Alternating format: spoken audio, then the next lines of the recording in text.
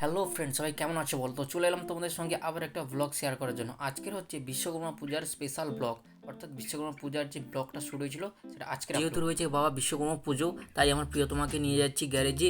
ভালো করে পরিষ্কার পরিচ্ছন্ন করতে হবে, কারণ আমার প্রিয়তমার পুজো হবে, বাইক পুজো হবে। আমার প্রিয়তমার উপরে বসে ভিডিও শ্যুট করছি, আর পিছনে গাছগুলো এত সুন্দর ভিউ লাগছিল, তাই আমি দাঁড়িয়ে একটা ভিডিও শ্যুট করলাম, তোমাদের সঙ্গে শেয়ার করবো। আর বলতে বলতে চলে এলাম গ্যারেজে, যেখানে আমার প্রিয়তমাকে পরিষ্কার পরিচ্ছন্ন হবে। আর এখানে আসা মাত্রকে কাকু আর ভাই রেগে গেছে আমার বাইকটাকে পরিষ্কার করার জন্য। সারা বছর যার উপরে চড়ে এখানে ওখানে ওখানে চারধারে ছুটে বেড়াই, তো বছরে একদিন আমরা ওনাকে পুজো দেবো, অর্থাৎ বাইক পুজো করানো হয়। তো বাইকটা ওয়াশ করানো হচ্ছে, কাকুরা খুব ভালোভাবে ওয়াশ করছে, জল স্প্রে করে সমস্ত কাদা ময়লা যা আছে সব বের করে দিচ্ছে। আমি বসে রয়েছি গ্যারেজের ভেতরে, তো ওনারা বাইকটা পরিষ্কার করছে আর আমি ভিডিও তুলছি ছোট ছোট করে। বলতে না বলতে আমার প্রিয়তমা পরিষ্কার পরিচ্ছন্নতা হয়ে রেডি। এখন স্প্রে মেশিন দিয়ে চারিদিকে তেল স্প্রে করা হচ্ছে, যাতে সুন্দর লাগে। রয়েছে বাবা বিশ্বকর্মা পুজো, তাই আমার প্রিয়তমাকে তো মালা পরিয়ে সুন্দর করে সিঁদুর টিপ দিয়ে সাজানো হবে।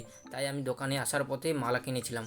মালাগুলো ভালো লাগছে দেখতে, যদিও আমি গরিব মানুষ তাই বেশি দামে কিনতে পারি, চেষ্টা করেছি যতটা পেরেছি নিয়ে এসেছি আমার প্রিয়তমাকে সাজাবো বলে।